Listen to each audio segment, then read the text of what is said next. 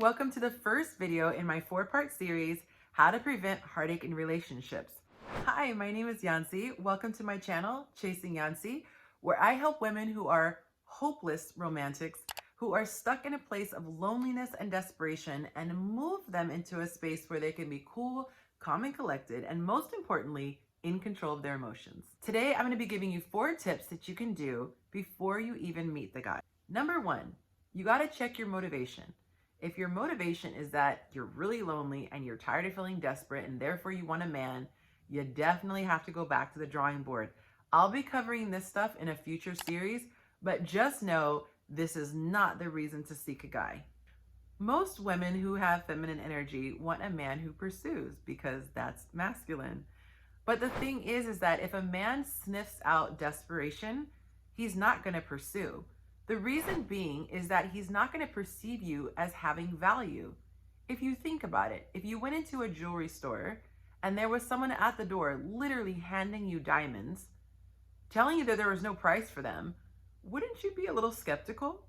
You'd probably turn them away, and you would be shocked to find out that they were really real expensive diamonds. It's the same thing with energy. If you come across as too thirsty, he's going to feel like it's a red flag, and his intuition is going to make him turn around and leave. Now, on the other hand, an F-boy, oh, they're like sharks in the water, and your desperation is like blood. Number 2, make sure you set a standard before you even start dating. When your head is nice and clear, you should come up with the deal breakers that you have to have with guys. Think about the things that you absolutely must have as well when it comes to his character, his morals, his lifestyle, things like that. That way you don't judge him on things that are as shallow as his appearance, because we all know the hotter he is, the harder it is to think clearly. So make sure you have your standards picked up front. You also need to have the mindset that you're going to walk away the minute you see a deal breaker. And as I mentioned in a previous post on Instagram, the more time you spend with him, the more your feelings will grow.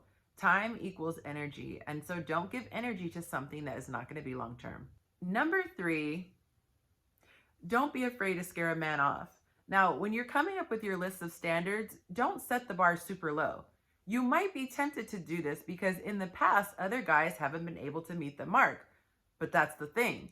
Guys who are not for you won't meet the mark. That's literally the point of the standards.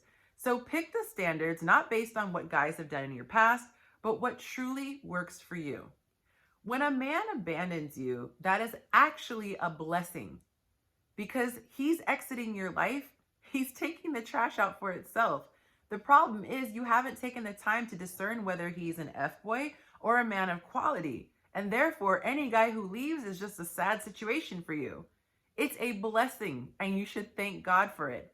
Some men are so disrespectful that they'll stick around even if they don't want to be with you, and they waste your time. I would rather a guy exit stage left early on than linger around knowing good and well he has no intentions of being with me. Number 4, stick to your boundaries. You gotta make your yes be yes and your no be no. You know why? Because a man of quality will really be turned on by a woman who knows her worth. There are guys who will try it, they're all humans, but they will love to see that your bar is set high. Be sure you stick around for part 3 of the series, because in that video I explain the psychology of why a guy finds it so sexy when a woman sticks to her guns.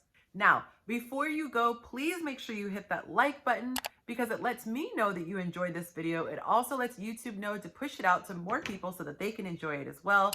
And if you haven't done so, subscribe and hit the bell so that you can be notified every time new content drops. I've got videos that come out on Tuesday, and Sunday nights I go live.